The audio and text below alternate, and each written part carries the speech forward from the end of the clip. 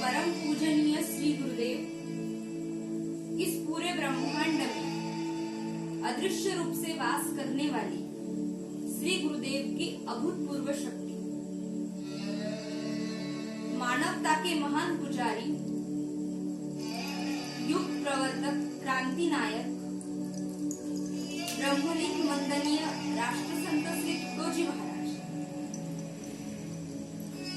सभी गुरुदेव उपासकों को मेरा प्यार भरा जय गुरु। ग्राम जयंती का पावन पर्व आरंभ हो चुका है। महाराष्ट्र में अपितु खास तौर पर विदर्भ में बड़े ही धूमधाम से हम हर साल ग्राम जयंती मनाते हैं, किंतु दुर्भाग्यवश इस साल कोरोना महामारी की वजह से हम सार्वजनिक तौर पर ग्राम जयंती नहीं मना पाए और सरकारी यंत्रणा को सपोर्ट करना हमारा कर्तव्य है और यही हमारी सबसे बड़ी देश सेवा है। और इसी देश सेवा पर आधारित वंदनीय राष्ट्रसंत श्री तुकडोजी महाराज जी का पूरा तत्व ज्ञान है। विदर्भ नगरी में अमरावती जिले में के यावली एक छोटे से गांव में वैशाख शुद्ध दशमी के दिन सूर्योदय के समय ब्रह्मलिंग वंदनीय राष्ट्रसंत श्री तुकडोजी महाराज जी का जन्म हुआ। माँ मंजुला के उदर से जिस बालक ने जन्म लिया वो बालक कोई साधारण बालक नहीं था, वो कोई अवतारी पुरुष था और ये बात साबित भी हो चुकी थी। आकोट के संत श्री हरि बुआ और माधान के संत प्रज्ञा चक्षु श्री गुलाब जी महाराज, इनके आने से यह बात सिद्ध हो गई थी, साबित हो गई थी कि जिस बालक ने जन्म लिया वो कोई साधारण बालक नहीं है और उस असाधारण बालक ने अपनी असाधारण लीलाएं करना बचपन से ही आरंभ कर दिया था। रेत की शिवलिंग बनाकर घंटों देर तक बैठे रहना, उस शिवलिंग की पूजा अर्चना करना, अभिषेक करना, ये सब बाल माणिक का नित्य क्रम बन चुका था। और इसी नित्य क्रम में एक काम भी था, खंजरी बजाना। बाल माणिक खंजरी बजाना भी सीख गए। वरखेड़ के महान पुरुष, महान संत परमहंस सच्चिदानंद स्वरूप श्री आडकोजी महाराज जी की कृपा प्रसाद द्वारा शब्दों की धाराएं भी बहने लगी, जो भजनों के रूप से प्रसारित हुई और पूरे विश्व में तुकडोजी महाराज जी का तत्व ज्ञान, उनका साहित्य प्रसारित होने लगा।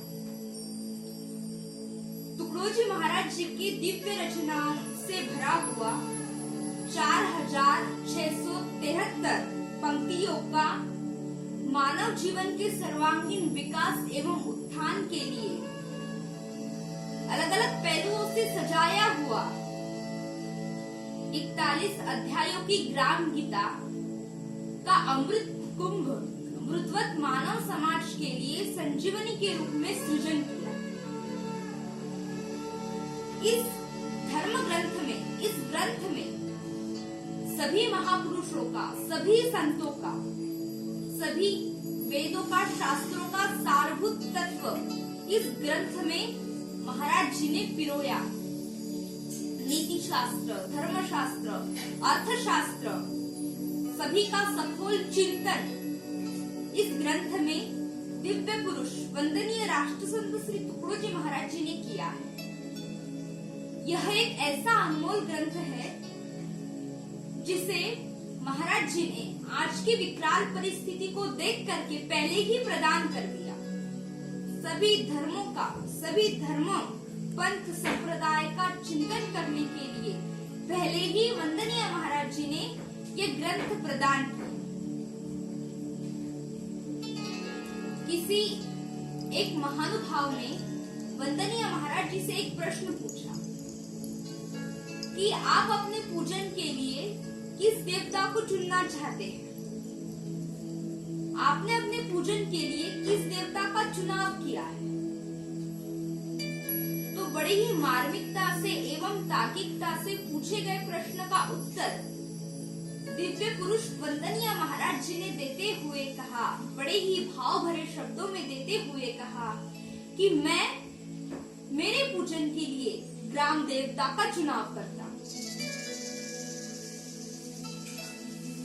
किसान रात दिन खेतों में, पहाड़ों में, जंगलों में बहुत मेहनत करते हैं और वो मेरे लिए किसी देवता से कम नहीं है। इसलिए तो उन्हें कहा जाता है कि वे मानवता के महान पुजारी हैं। मानवता ही पंथ मेरा, इंसानियत ही पक्ष मेरा, एक जात बनाना कर्म मेरा, सबको साथ चलाना वर्म मेरा, ऊंच नीच हटाना गर्व मेरा, गिरते को उठाना वो स्वर्ग मेरा। सन 1953 में राम गीता का स्फुरन राष्ट्रसंत जी को हुआ और पूरे भारत देश में भ्रमण करते हुए वंदनीय महाराज जी ने ग्राम गीता का गहन चिंतन किया। प्रस्तुत ग्राम गीता में सविस्तर रूप से व्यक्ति, व्यष्टि, समाजोन्नति, ग्रामोन्नति, जीवन शिक्षा जैसे अनेक विषयों पर महाराज जी ने सखोल चिंतन किया। एक भी ऐसा विषय नहीं है जिसके बारे में महाराज जी ने ग्राम गीता में ना लिखा। सभी विषयों पर महाराज जी ने सखोल चिंतन किया गया।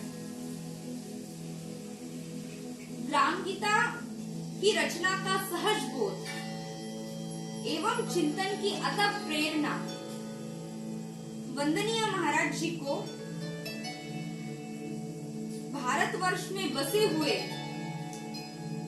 पंढरपुर तीर्थ क्षेत्र में चंद्रभागा के किनारे ध्यानावस्था में बैठे थे तब हुई। और इसका साक्षित्व प्रमाण भी वंदनीय महाराज ग्राम गीता के प्रथम अध्याय में देते हैं। देव दर्शन अध्याय में वो कहते हैं, पुण्य धाम श्री पंढरी चंद्रभागा के तीर, बैठा था दिल में स्फुरा विश्व भाव गंभीर, तब दृष्टांत हुआ अजब, बड़ी भनक यह कान, प्रथम ग्राम गीता उठा गाने विश्व का। अब राष्ट्रसंत जी के बारे में क्या कहे? उनके बारे में जितना भी कहे उतना कम है। जहाँ से हम सामान्य लोगों की सोच खत्म होती थी, वहाँ से इस दिव्य पुरुष की सोच, इस महापुरुष की सोच का आरंभ होता था। और सच में आज की परिस्थिति को देख करके ऐसा लगता है कि वंदनीय महाराज जी के विचारों की आज के युग को आवश्यकता है, आज के लोगों को आवश्यकता है। देखिए, हमें तो उनके विचार मालूम है, वो क्या चाहते थे। तन मन धन से सदा सुखी हो भारत देश हमारा, वो ये चाहते थे। और हम उनके विचारों से, उनके तत्वों से हम सहमत भी हैं, लेकिन हम उनके विचारों को अपने जीवन में अपनाना नहीं चाहते। अगर हमने वंदनीय महाराज जी का एक भी विचार अपने जीवन में उतार लिया तो हमारा पूरा जीवन सुधर जाएगा।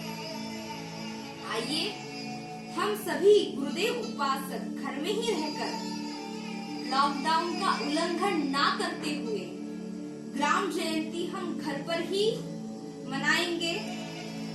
आइए और श्री गुरुदेव जी से हम प्रार्थना करते हैं, ब्रह्मलीन वंदनीय राष्ट्रसंत जी से प्रार्थना करते हैं कि वो हमें कोरोना महामारी से बचाए। जय गुरु।